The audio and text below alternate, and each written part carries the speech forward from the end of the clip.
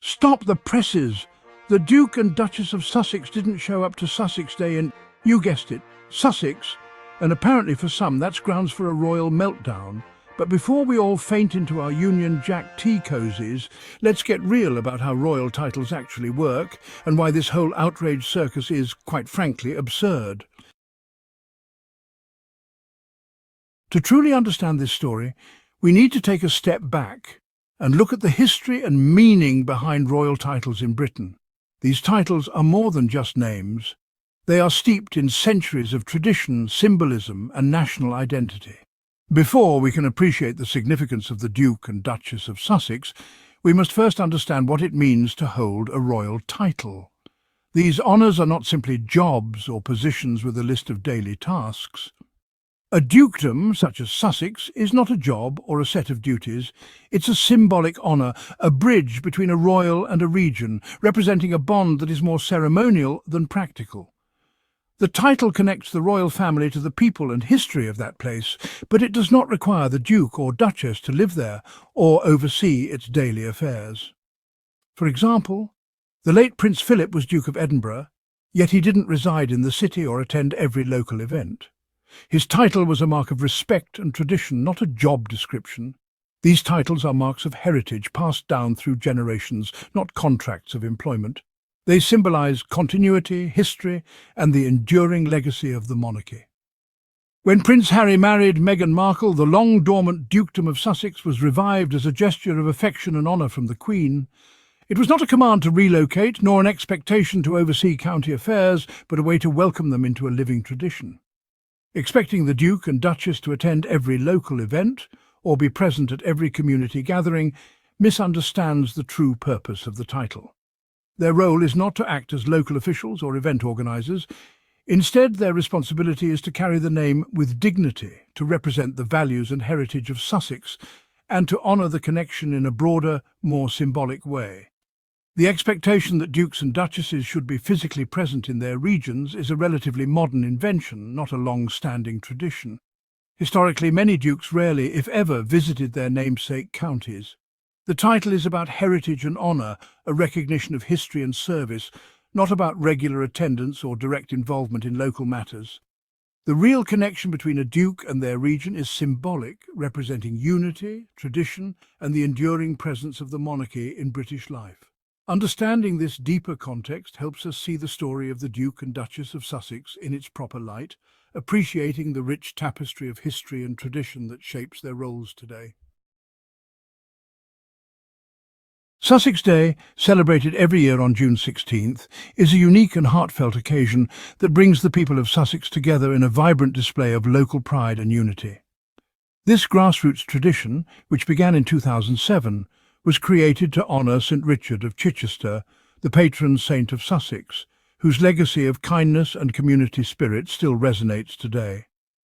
On Sussex Day, locals come together to celebrate not just their shared history, but also the stunning landscapes, rich culture, and close-knit communities that make Sussex so special. The day is marked by colourful flags, lively festivals, bustling street fairs and joyful gatherings in towns and villages across the county. What truly sets Sussex Day apart is its authenticity and grassroots nature. It's a celebration that belongs to the people themselves, not to the royals or any official institution. The event thrives on the genuine pride and enthusiasm of local residents rather than the presence of royal guests or dignitaries. There's no historical precedent, royal protocol or expectation that the Duke and Duchess of Sussex should attend these festivities. In fact, the royal couple were never even invited to any official Sussex Day events, and their absence is simply a non-issue for those who organise and attend. Sussex Day is entirely organised by local councils, community groups and passionate volunteers, rather than being dictated by the royal calendar or national protocol. Any expectation of a royal appearance was largely invented by outsiders or the media, often just to create a sense of controversy or disappointment where none truly exists. In reality, focusing on the absence of royals only distracts from the genuine joy and sense of belonging that fills Sussex on this special day. The people of Sussex enjoyed their day to the fullest. their celebrations undiminished and their spirits high, regardless of who was or wasn't in attendance. The enduring spirit of Sussex Day is one of resilience, self-sufficiency, and a deep-rooted pride in local identity. Its ongoing success is a testament to the dedication and enthusiasm of the community, not the presence of a royal visit or national attention. Ultimately, the true meaning of Sussex Day is found in the pride, unity, and joy of its people. Not in headlines or royal appearances, but in the celebration of place itself. Strip away the speculation, and the reasons for the Duke and Duchess's absence are simple. First, geography. They live in California, thousands of miles away. Expecting a transatlantic trip for a local festival is unrealistic. Second, security. As non-working royals, they lack official UK protection, making public appearances complex and risky. Third, Invitation Sussex Day is a collection of local events, and they weren't formally invited. No official tour, no royal business, just a family living abroad. Their absence wasn't a snub, it was inevitable. The story is not one of disrespect, but of practical reality. The facts are clear. Attendance was never expected or required. The so-called scandal dissolves under scrutiny. Sometimes the simplest explanation is the truest. The outrage over Sussex Day exists mostly in headlines, not in Sussex itself. On the ground, most people are unaware or unconcerned. The media amplifies a few voices, creating a phantom outrage that doesn't reflect reality. Sussex residents care more about real issues, local services, the environment, their businesses, than royal appearances.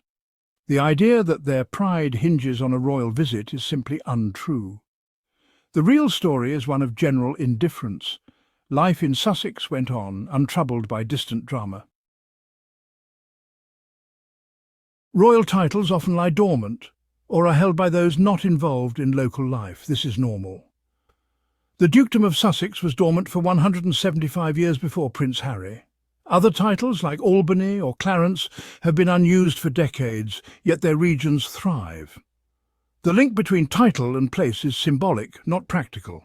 Expecting a duke to be a local leader is a romantic fantasy, not historical reality. Sussex's identity is shaped by its people, not its duke. The current situation is just a modern version of an old tradition. The outrage is selective and unsupported by precedent. The so-called scandal is simply business as usual for royal titles. The Duke and Duchess are in a no-win situation, criticised whether they attend or stay away. This relentless scrutiny serves no one and fosters unnecessary negativity. True community pride comes from everyday actions, not fleeting royal appearances. Let's focus on what matters: local heritage, kindness, and building better communities. We can honour tradition without manufactured outrage. Let's choose common sense and grace over drama. This isn't royal dereliction of duty, it's modern life, global families, and a monarchy that's evolving. So let's leave the pitchforks at the door, enjoy our Sussex cheese and ale, and remember, a title may be ceremonial, but dignity, that's earned. Thanks for watching, darlings. Don't forget to like, comment, and tell me what you would do if you were the Duke or Duchess of anywhere. Until next time, keep sipping the tea and not spilling it for the tabloids.